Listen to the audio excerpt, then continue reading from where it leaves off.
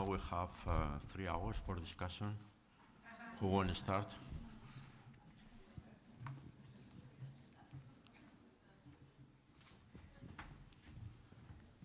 Ricardo. A bit of a practical question when building such a community, like a community lab, based on basically creating the community, the space for the community to meet, and the knowledge to run projects. When the idea is for this community to work for the improvement of the individual, of the society and the planet in general. Every time I talk to other people who work in this direction, there is always the situation of coming up that they always mention how difficult it is, because each one of us is a world on its own. And another thing that comes up quite often is how do you enforce certain values? How do you enforce the ideas that the projects will stay with this within these values, and projects will not will stay collaborative and for improving the community, and not will become like you mentioned, this Uberization of the products and the services and so on that arise from the community.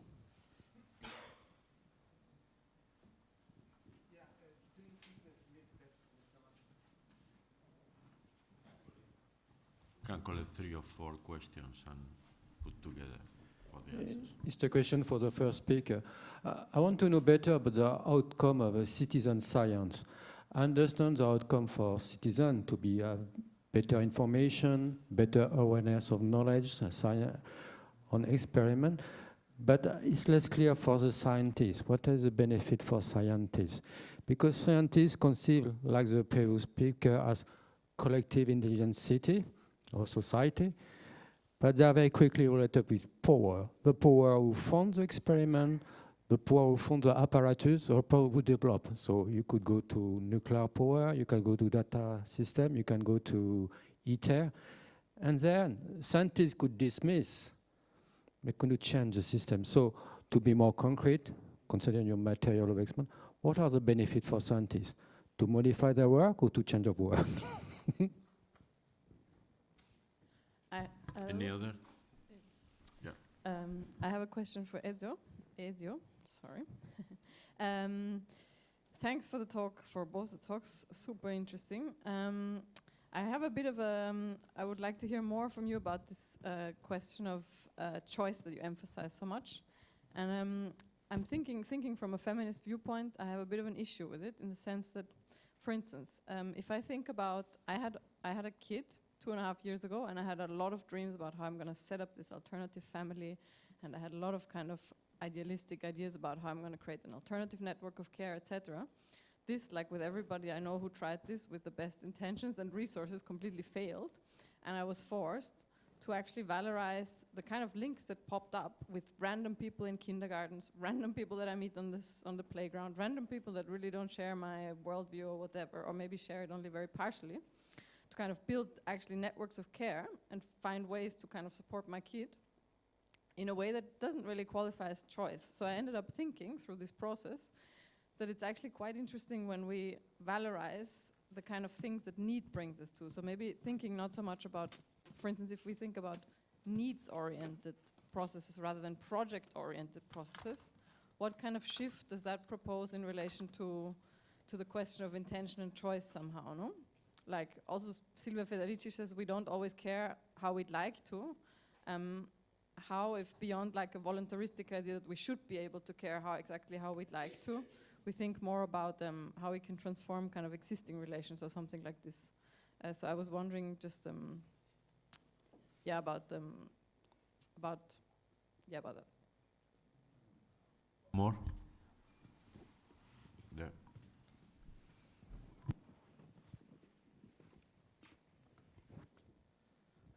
Yeah. Thank you for to both presenters for the talks. I would like to make a question for the first one.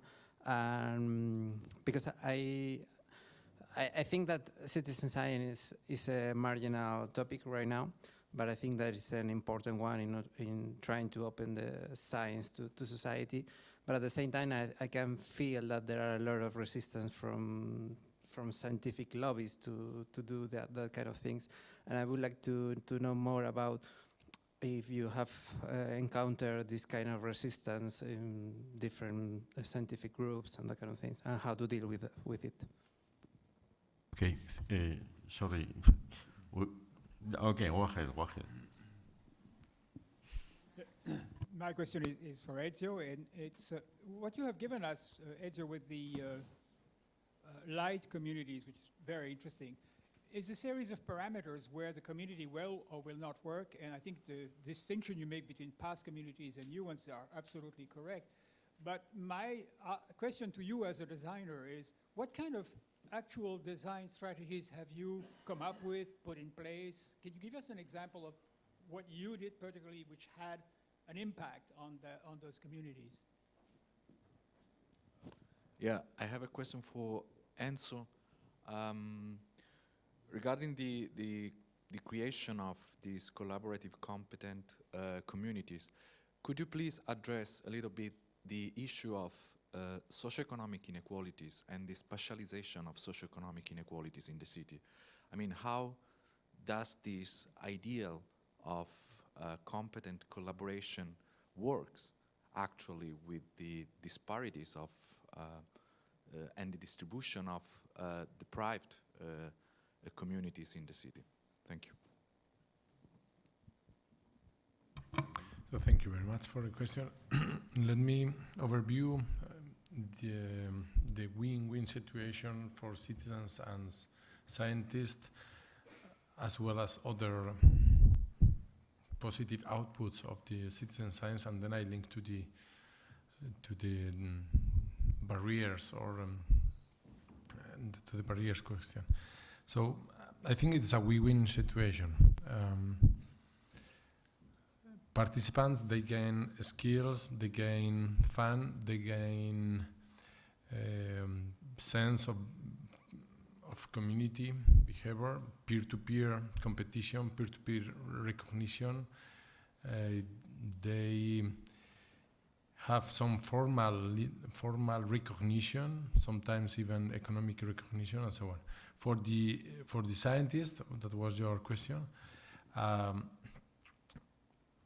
Usually, what they do is better science, more efficient, more. I mean, if you have to run when you do one project, you evaluate the resources you have in your hand, in your team, and so on. So you enlarge your team, for instance, and you have better. Better resources, human resources, and other kind of resources like technological and so on. You win as a researcher sometimes creativity because of the contributions occur in all the research process.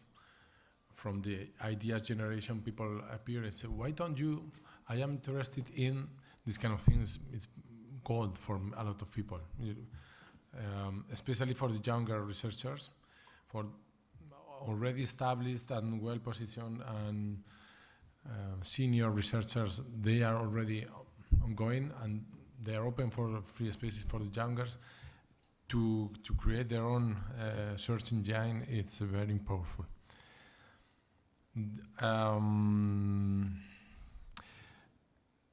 More practical question also is when you apply for funds.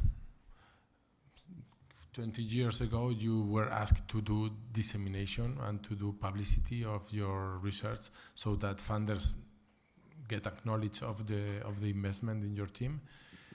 And now people want further impacts that only visualization, and engagement is a way, a very easy way to refine your own proposals. So when you compete with others, you say, no, I am doing dissemination, but I am doing bidirectional dialogue, we enrich each other and so on. It's straightforward. I will forget some of the others. Well, and because I wanted to link to the barriers.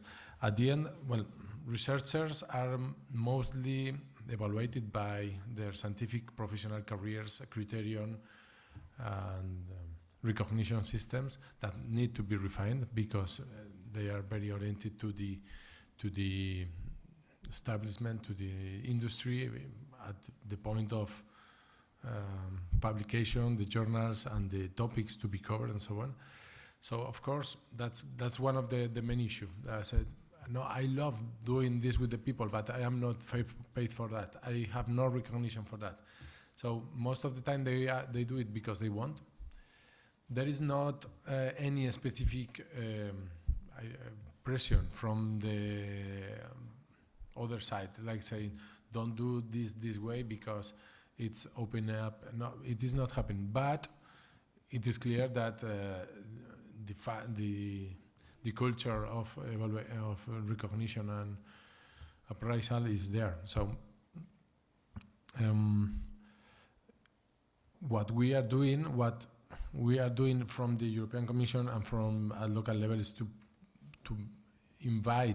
provide evidence of the powerful resources and the real science, to prove evidence so that scientific policy can be refined by enlarging or updating the recognition systems. I don't know if you wanted to ask about big companies, but for instance, in biotechnology, there are great efforts where the same companies themselves, they open research, open science platforms, so that for social responsibility, I don't know their willingness, but it is happening. The big companies, they are pushing the openness of science in all the sense, not only open access, but open in the sense of open. So there are tensions, but because of the establishment, I wanted to raise one thing that they mentioned. There is a time scale very important here. So it is happening slowly, but it is happening. Thank you, Fermín. Ezio? Thank you. Hello? Yeah. I will follow more or less the order of the question that permit to make probably something coherent. The first was how do we convince people that do not want, and how we can keep in time some quality that the original people that started to make something new had and maybe are lost. Well, I think that it's not the task of anybody here, if there is no priest, to convince people only morally. Say, you should do it because it's good. We should offer opportunities. We should offer ideas that maybe open something in the mind of people. So somebody can imagine something that maybe otherwise would be difficult. So we cannot, everything that we do, create, now sorry if I use my language, a favorable ecosystem. So favorable ecosystem do not guarantee anything per se, but make some possibility more probable. So we can, as I said before, the present society, as Richard Sennett says, is de-skilling. It means that there is an entire ecosystem that push people to be ignorant, alone, and competitive. And we should do something to improve it. So this is not to make, this is, in my view, is very general, to improve the ecosystem, the capability for creating conditions in which people can have different kind of behavior. This is very general. The way to do it could pass through different kind of innovation. In any case, it's a kind of innovation. If innovation means an invention that transforms a system and make this system existing into the reality. So we are talking about innovation. If we talk about transition, because some of us, I hope everybody here, say there is a crisis in the present condition and we would like to go towards something that is a resilient, sustainable society, this is a transition. In the transition, nobody knows exactly what will be the end. But we can work with what we have to try to modify the ecosystem that could move in that direction. The ecosystem move, also the biological ones. Therefore, why there is also the technical innovation, of course, for the good and for the bad, and there is a social innovation for the good and for the bad. What is the importance of the social innovation in my view, and what is so helpful, that everything that I'm saying is of course my interpretation, but the interpretation of something that exists. So somebody do the co-housing, somebody do or has done the kindergarten, the collaborative kindergarten, and so on and so forth. You can say they are not so many. Okay, maybe there have been not so many, but they exist. So in our language, this is a prototype. What does it mean, a prototype? It's not what will be when it will be mature. It simply shows that it's technically feasible. If somebody of you is engineer or architect or designer knows what is a prototype. Prototype is this. You show that it's possible. And afterwards you say, yes, but when we do the real product, it will not be like this because we have to work on it to make it feasible, economical, etc. So when we make some example, very often we don't take care of which point in the trajectory line of the innovation they are. And very often we like the ones that are the more visible because they are the newest, and being the newest are also the more prototype. So they exist, they show that it's possible, but they are the very early stage. Afterward, our attention is reduced because they become more or less normal. And becoming normal, we don't see them as they are. But I want to make a list with you and to see, I don't know, maybe I'm wrong. But when I was young, there was only one future for what regard food and agriculture, and was to eat something very industrialized, chemical-based, energy-based food derivating from a certain kind of industrialized agriculture. Nowadays, everywhere in the world, everybody understands that that is one scenario. There is another scenario. That is the one that thinks the farmers are not only producing a product as to produce a car, they are producing an environment, they are doing a lot of things, that the food has to be with certain characteristics. So people know that there is another alternative. This another alternative, that is worldwide, it's in China, so you can go everywhere, you find this kind of attitude. Where it starts from? It started from a small group of people that started to change things in a certain way. And this is a positive trajectory. Afterward, somebody say, yes, but at the end of the day, the number of people eating junk food is growing. Unfortunately, I know that it's still growing, but the reality cannot be told only there is more and more people in the world that is changing their diet, they eat more meat and are becoming so polluting. Because there is also something else that is happening and that is totally new. This is, in my view, the way in which we should see things. I cannot go on, but the one of food I think is the most visible. Let's say care. There was only one way of talking about care if you were modern in the past. You are the person, not you, somebody here that do not exist are the one that is sick, and I am the institution that have to take care of you. Finish. And all the system was built like this. It's known that this system cannot work for a society where the demographic pyramid is changed, do not work when the kind of healthcare problem is changed. It cannot work. So it's a disaster. The only possibility is to introduce the notion of collaborative care.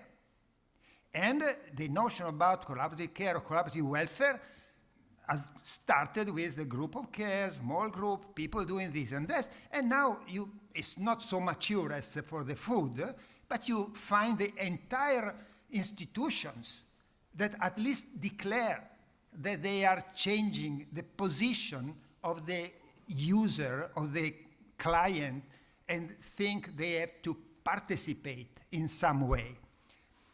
I could continue. So if you look, the picture of the smart cities, that is an awful term, but they want to be sure that they are fantastic, they are the future. How many cars you see in the smart cities? Normally you see cities where people go on foot or by bicycle. So the beginning of breaking the domination of the culture of the private car started with people making the critical mass with the bike. And during the time, something changed, and you have cities that are redesigning themselves on the basis of the mobility. So I don't want to be so positive. I mean, I said that I'm very worried for what happened. But if we are only worried with what happened and we don't see the ecosystemic nature of the system in which we are, that you can have 2 or 3 different stories, and if you want to have this design-oriented attitude, that means I want to intervene and to have some value and try to go in the direction that I think that is better. To come to your question, Manuela, okay, we can continue. I totally disagree. Oh, so I can say that sometimes I disagree also with Manuela, because the need in the design culture, everything has been built on the idea that the designer is the one that looks to the need and tries to solve the need. And there are motivations that now I don't have time to elaborate. This brings you in a certain position that is the one that I said before. So you are the client, you are the user, I am a designer. I look what are your needs and I try to offer you what solve your problems. This do not work. The design attitude has to be not only the designer as me, but the designer, the diffuse design attitude is not only to look to the need, but to look also to the opportunity. So the big change, the paradigmatic shift that happens started from at least for me and for many people, from Sen, Amartya Sen, and the capability approach. So it's not an invention of the designer, it's an invention of somebody that was talking about economy and equality in the planet and said what we have to give to everybody is the same capabilities, the same possibility. And this has shifted from considering or you are producing or you are using toward I have to be a person capable of doing what I like to do. And nobody can really say what exactly I do because I want to do what I want to do and be what I want to be. This is Amartya Sen. If you shift in this way, when you look what is possible to do, you have to consider what are the possibilities.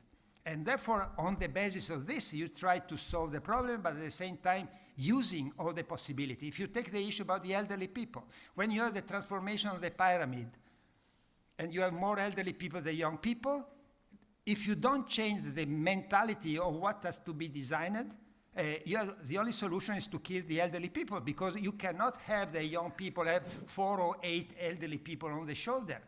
The only thing is that the elderly people are not only needy, they have also capability, and yes, if you build on the capability, you help to solve the problem, because they become, this is kind of claim, very diffuse, they become part of the solution.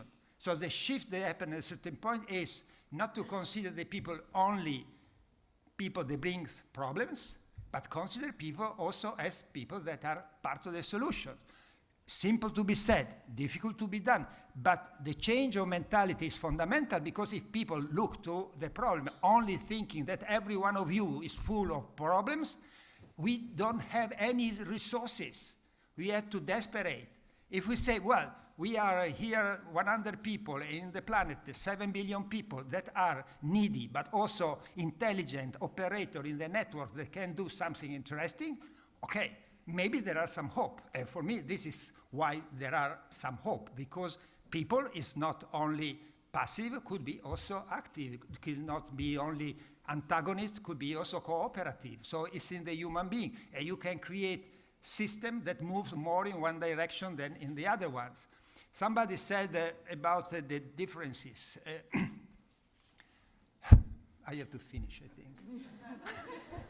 So I say only one thing. If you look to what has been until now social innovation, you could say that all the example, the 90% of the example of social innovation are something good for a middle class in the average Western or westernized cities. If this is what you intended, that the majority of the social innovation are not embedded in comunas, favelas, and the slums, etc., you are totally correct. But we can continue the discussion in case afterwards. Something is changing. But just to finish on the same point that I was saying before, the first, if you want to do something with this positive, you have not to start where there is the maximum of the problems. You have to start where there is the maximum of the opportunities. That means that there are problems and opportunities, because if you see only the problem, you have to search, to look around and say, okay, who will put all the money, all the necessity to do this? If you have to start somewhere. So the case of food, the fact that when slow food started 40 years ago was something very rich, and only the rich people could afford to have a good food protected in a certain way. It's not a limit, because in that moment, if you wanted to give the idea that it was possible also to have the craftsmanship in food production, and there is a notion of quality of food, etc., and at that moment, the only possibility was to do it with who has the possibility to afford it. This is what you have to do. And afterward, they have been slow food and many others afterward, good enough that now the issue about changing the relationship between the farmers and the territory and the cities, you can find it also in India. So if the ideas are good, they can be spread.